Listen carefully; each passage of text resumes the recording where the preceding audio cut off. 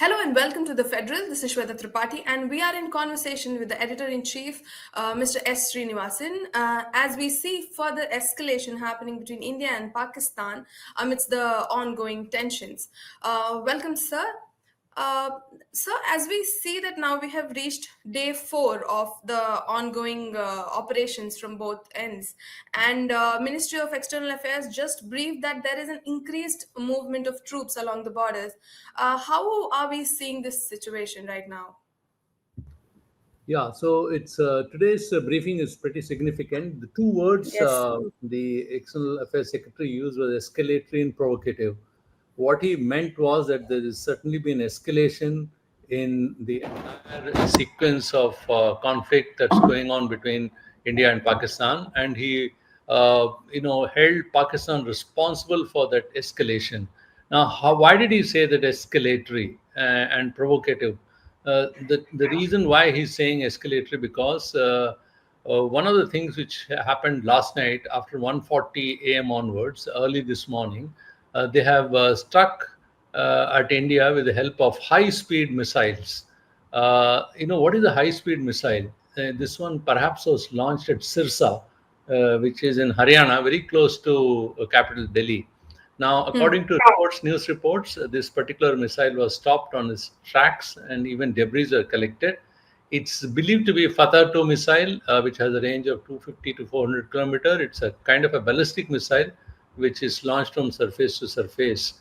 Now, we really don't know which missile was it. This I'm just saying on the basis of reports, various reports. But in the briefing, they just simply said high-speed missile. Now, what's a high-speed missile? The speed of a missile, which is 3 Mach to 5 Mach, is called high speed. A Mach 3 means 3 times the speed of sound. Mach 5 means 5 times the speed of sound. Okay. Now, what's the speed of sound? In a normal atmosphere, it's about 1,235 kilometers per hour. So 3 times that speed. So this Fatah missile is considered, which is an improved version of Fatah 1, can take Mach 3 speeds, with a very low, error probability. There's something called circular error probable, or CEP, which means it can actually, which can strike at an area which is about 20 to 33 feet. I mean, that kind of circumference it can come and fall. So pretty serious, escalation. That's one. Second, when he said escalation, it also meant the high caliber, equipments being Ammunition. used, and ammunition, and guns which are being used along the border. What is high caliber? Again, the thing is, when you have a normal, say, handheld, and it could be, caliber is .22 caliber rifle, millimeter rifle. Now, say for instance, if we had to give an idea of our Bofors gun, which is our heavy artillery, it has a length of about 20 feet. Its barrel length is that. So, the bigger the barrel, longer the, the Scope. length of, the barrel, then higher the diameter, then it can actually fire heavy artillery and cause far more damage. Apparently, in the border areas, they have stepped up and using artillery. That's a second escalation. So I think he's saying that they have stepped up escalation ladder. The third thing is they are attacking air bases in India. So that's the third. So uh, so these are the reasons why he's saying it's becoming escalatory. And the fourth one is they are begin to kind of amass troops along the border. Is Right. basically it's extremely, in a sense, provocative, in the sense that now they are really aiming for a longer battle. That's what it means. So because of these things, certainly the escalation ladder has kind of gone up in the conflict, and that's what he was trying to say. Now, if Okay. you were to ask what is the Indian response, sorry, yeah, go ahead. I was just saying, like, another major issue that was discussed again is of the misinformation on how Indian military infrastructures have been destroyed and air bases is attacked, defense systems were attacked. I think this also, I mean, while there is a lot of movement that is happening, there is also misinformation. Like, what do you say about that? Yeah, I'll come to that. Of course, he Right. used two words, escalator and provocative. But before I come to the misinformation part of it, which has happened, there've been lots of reports that Indian cities have been attacked. There was a report saying that Yeah. BrahMos storage have been attacked. The large power stations, hydro sites, all have been, kind of dysfunctional. Uh, all these BrahMos, dump bays, all that I was saying, these are all, made ineffective. And these kind of stories are coming. So that's what Misri said, that these are misinformation, propaganda, and nothing of that sort has happened. In fact, they showed some of the pictures of the airports, Indian airports, Yeah. uh, to Still show that sound. how these air Mm. bases and radar sites are still safe. But let me come back to what has been the response of India and how Mm. it differed day to day and why Yeah. it's an escalation. And coming back to the first question, you Yeah. know, if the day one border areas, Pakistan attacked with heavy shelling and firing, and they sent drones. Day two, it targeted cities, 36 locations all along the international and LOC from Jammu to Gujarat. 15 military establishments were stuck. Jammu city received a barrage of cheap projectiles and Turkish-made missiles. Day three, it attacked 36 cities by Yeah. sending swarm of drones, heavy shelling along the IB and LOC, and even tried to infiltrate some terrorists from across the border. Now, day four, which is from 1:40 this morning, they have tried to attack with the help of high-speed missiles, targeted. They have targeted air bases, military Mm-hmm. establishments, civilian infrastructure. So that's the kind of escalation Pakistan is doing. On the other hand, he also said, what kind of response we're giving to these escalations. So the Yeah. way you had to listen to this briefing, the way it is going is on day one, India said we have only stuck at terror camps. Day two, Mm. we said we're only doing retaliatory border strikes, which we are Right. answering equal measure to the shelling which we are receiving along the LOC from the other side. And the third day, we said, we have stuck air defense in Lahore and made it dysfunctional because that's where the many of the firing is coming towards India. Day four, we Mm. are saying we have stuck back air bases. Now Right. we have struck Noor Khan Air Base, Mm. it's very important in Rawalpindi, and we have used, but Indians are constantly saying Noor Khan in Rawalpindi, Murid in Chakwal, and Rafiki in Jang. All these are important air bases of Pakistan. But one thing which he's constantly, the External Affairs Secretary said, that we are not doing collateral damage. Even the army Yeah. person said the same thing. We are only using precision ammunition, tech infrastructure to dysfunctional, kind of ensure that their command and control are made dysfunctional. But we are not indulging into collateral damage, which is what Pakistan is doing. Right. Right. Okay. We were also seeing that the attack on civilians, like, I mean, there has been escalations on different levels, and now we are seeing that the attacks on civilians, whether it is in Srinagar, Udhampur, and Avantipura, same was confirmed by MEA briefing also. Like, this seems to be whereas India keeps saying that, okay, we are going to keep a stance where we minimize collateral damage. The health camps were attacked, the schools were attacked. It is somewhere leading to some sort of a communal, to destroy the communal harmony as well in India. How do you think India is handling that? Yeah, so these are three things which you correctly said. These are the things which Pakistan has been doing. They have been attacking civilian spots also. They have attacked civilian. There was in Kashmir. They actually targeted, uh, you know, a hospital, and Hmm. one senior officer has also died. And also, Because of the yeah. shelling. So that's in Jammu and Kashmir. They've been attacking these sites, which is Hmm. what the government is pointing out is very unfortunate. They are now begin to target civilian Hmm. population as well. Hmm. And Hmm. he repeated this thing of how they're trying to sowing discord among communities. A very Hmm. bizarre claim was made in a late night briefing in Pakistan, which he Hmm. referred to, saying that the DGOP held a press conference where he said we are firing our own missiles targeted Punjabi population in Yeah, Firoz, in Amritsar. Jalabad, Hmm. which is what I said. This is kind of ridiculous and trying to so Hmm. this day before we saw how they mentioned the firing from across the border on a Gurudwara and you Yeah. know Christian missionaries. So these are the Hmm. kind of things we are saying, whereas we are still taking precaution that civilian targets are not attacked. Even in fact, yesterday the example was given when they were sending drones inside India, they were allowing their own civilian aircraft, international flights Hmm. to take place. Hmm. Very irresponsible act. That's what the Indian government said. So whereas Hmm. Indian government is largely stuck at, Indian military has largely stuck at Hmm. command control systems, more of infrastructure to make it dysfunction.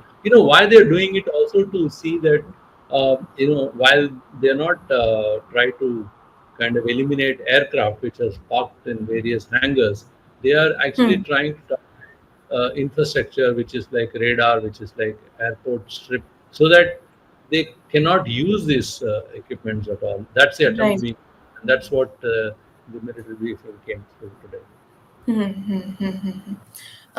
Sir, also like going forward, where in we are seeing these kind of developments happening amidst the conflict, and there are attacks on civilian establishments. What kind of message do you think it's going to the public, and is there some sort of fear that's beginning?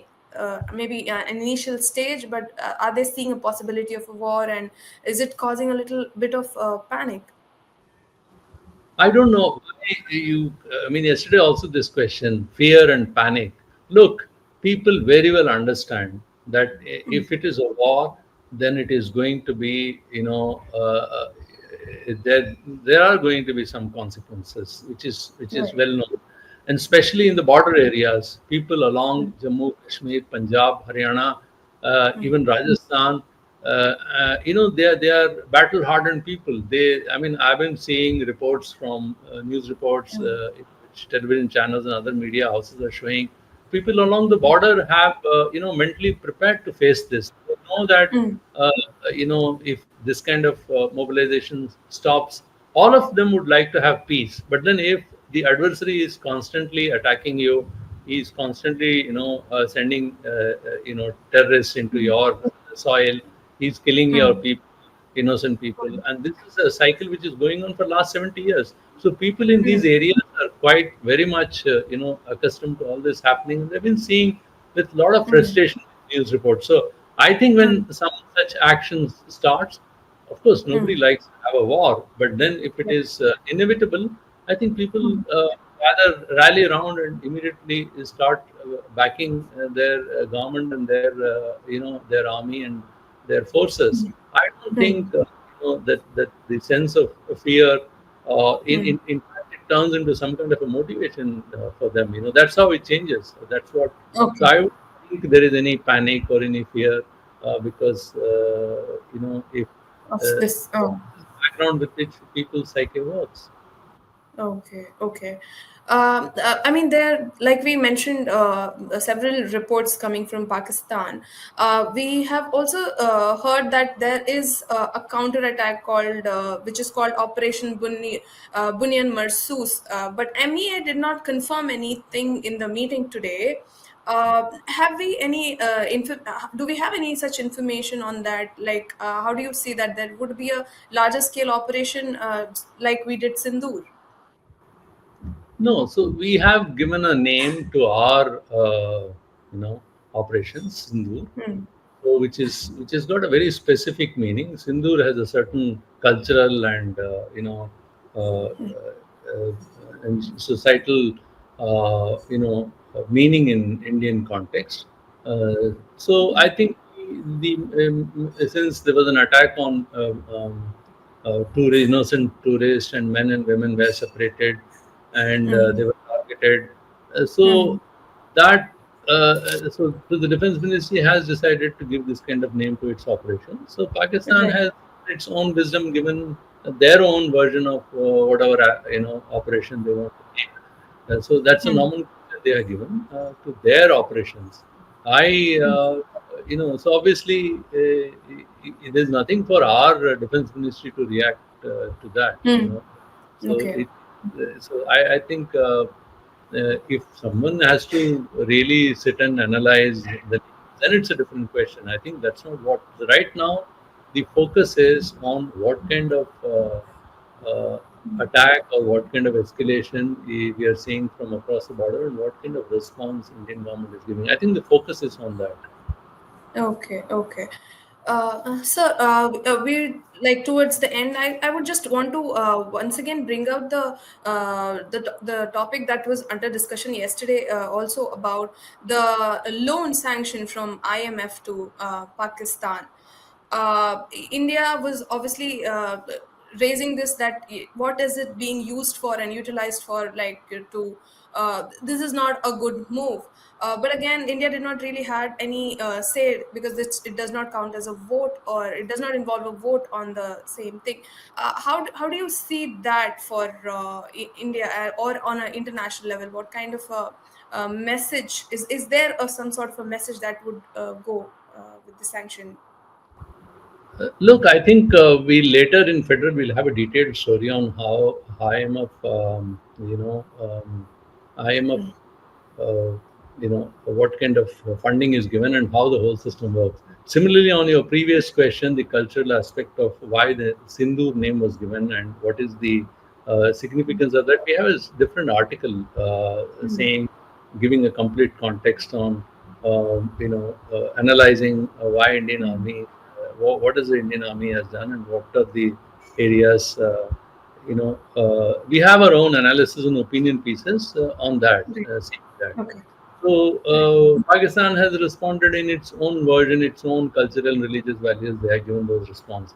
That apart, now Hmm. coming back to this question of IMF, like I explained to you, see IMF, everybody, all countries contribute to IMF. Right. It's a different kind of an arrangement. It's not like a bank loan alone. The countries basically commit a certain proportion of funds depending on the strength of their individual economies. Mhm. And in terms of when there is a crisis, then they are actually funded depending on how much of funding they should be given, and what kind of. There are various windows through which these fundings are given. So Hmm. right now, what they are extended fund facility (EFF), that's what it's called. There is another Okay. one window from which they are seeking 1.3 billion. Right now, they got a 1 billion approval. So it's Hmm. not kind of, I think about 25 members. This is what news Hmm. reports I read.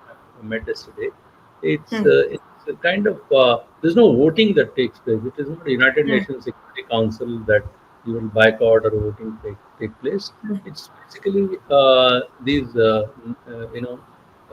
looking at the uh, uh, the finances. Probably in their wisdom, the IMF committee has approved this loan. Now, Hmm. the question is, India used this opportunity to block it. India used this opportunity to send a message worldwide that, look, you are helping out, bailing out this country when they are facing a forex crisis. Basically, Right. IMF loan is meant to mitigate foreign exchange reserve crisis. So you are Hmm. helping them at a time when they are indulging in all kinds of nefarious activity, which includes Hmm. supporting terror. It's a Yeah. state-sponsored terrorism which is affecting a country like India, which is a democracy. So Hmm. the thing is, India's contention is that this fund which you're doing could be misused. In fact, we are saying firmly, I'm using the word could be, that it is being misused, and then I Hmm. am a look into that. And other countries which are donating generously to this kitty, and they are therefore also helping Pakistan in a way, should look into this, that where end of the day where your funds are going. I mean, that's a kind of a thing. So I think we have used this forum to send a certain message. That's what it is.